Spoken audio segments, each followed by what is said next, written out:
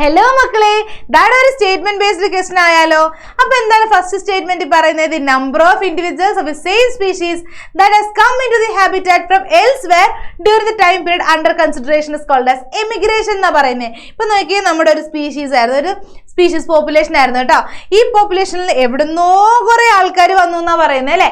എവിടുന്നോ കുറേ ആൾക്കാർ വന്നു എന്ന് പറയുമ്പോൾ അത് എമിഗ്രേഷൻ ആണോ ഇമിഗ്രേഷൻ ആണോ?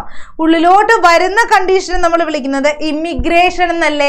അതേപോലെ തന്നെ ഈ ഒരു സ്പീഷീസിൽ നിന്ന് കുറേ ആൾക്കാർ എങ്ങോട്ടെങ്കിലും ഇറങ്ങിപ്പോയി എന്ന് പറയുകയാണെങ്കിൽ അതാണ് എമിഗ്രേഷൻ. നമുക്ക് എക്സാമ്പിൾ പെട്ടെന്ന് മനസ്സിലാവുന്ന എക്സാമ്പിൾ പറയാം. നമ്മളിപ്പം ഇന്ത്യയിൽ നിന്ന് കുറേ ആൾക്കാർ ജർമ്മനിക്കും കാനഡയ്ക്കും ഒക്കെ പോകുന്നുണ്ട് അല്ലേ? അതെന്താണ്? അത് എമിഗ്രേഷൻ ആണ് അല്ലെ? അപ്പം ഇവിടെ നമ്മൾ ജർമ്മനിക്ക് പോകുകയാണെന്ന് വിചാരിച്ചോ. അപ്പം ഇന്ത്യയിൽ നിന്ന് എമിഗ്രേറ്റ് ചെയ്ത് ജർമ്മനിയിൽ എത്തി അല്ലെ?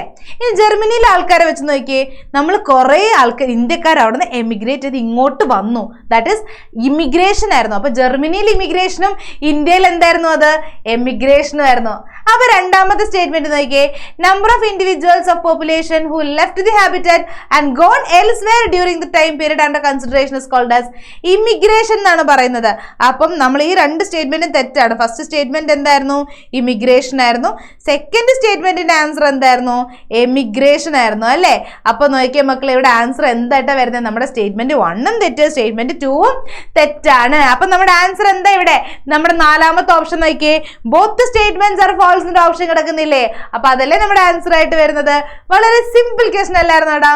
So I hope you all understood this. Okay, by.